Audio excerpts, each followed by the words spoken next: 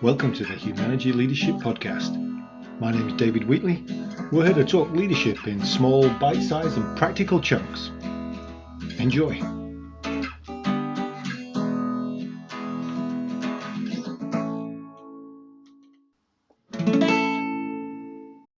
Welcome to episode 78 of the Humanergy Leadership Podcast. And I want to talk briefly about a video I watched, and I have posted, and you can find it if you Google 3 revolutions and Rajiv Talreja, and you will find that Rajiv is a leadership consultant based, I think, in India. And he talked about how to keep people in this video. How do I keep my employees? But he talked about 3 revolutions. And the first revolution that we've experienced was the Industrial Revolution, where people stayed in jobs because they needed it. It was security. It put a roof over their head. It put food on the table. And it didn't matter whether they had a toxic boss, a terrible workplace, they would stay there because of that. The second revolution was the technology revolution, when technology came in and things got a little bit easier. And what people needed there was not the security, because our grandparents had given us that, but they wanted now a standard of living. So they wanted a job that had direction to some place that they could grow, they could develop, and they could move into the middle classes, if you like. And then the third revolution was the information revolution, which kicked in about 2008, when pretty much all information became free on the internet, more or less free. And what people want from that point is not the security, their grandparents gave them that, if you like, not the standard of living, their parents gave them that, but now what they're looking for is a quality of life.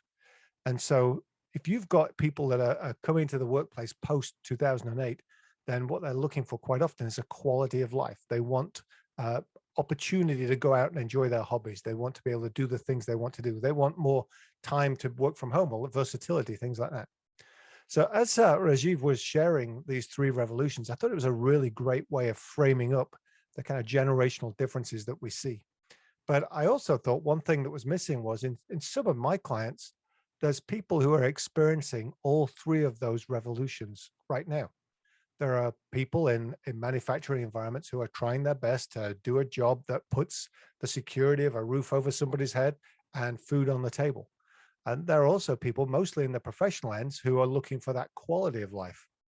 And so even though he referred to these 3 revolutions in a time-bound way that look back maybe to the 1800s and the Industrial Revolution, and maybe to the 1950s, 60s to the technology revolution, and then the 2000s to the information revolution, I actually think that framing helps us see where people are at and helps us motivate people as to what they need so that they stay in our employment. Those people that want security, they may really enjoy the overtime that gives them, that provides them that blanket, that extra food, that extra present for their kids at Christmas. Those people that want a standard of living are looking for those opportunities, developmental opportunities. What's the next role that they can be taking? What's the expansion of their capability? And those people that want a quality of life, they want to know what opportunities this has gained. Does it give me the freedom? Do I have the opportunity to take some extra time off? Can I have a sabbatical every so often? Am I living somewhere near my snowboarding center or wherever it is that I enjoy? And so as you think about your employees and how to keep them, don't just think about the fact that we're professionally, we want to be in that quality of life, but think about where your people are at and what they specifically as individuals are going to need from you in order to engage them and to make them want to keep coming back. That was the Humanergy Leadership Podcast. My name's David Wheatley. For further information about Humanergy, go to humanergy.com or check out our latest book, What Great Teams Do Great, from all good bookstores. Have a good one. Stay healthy.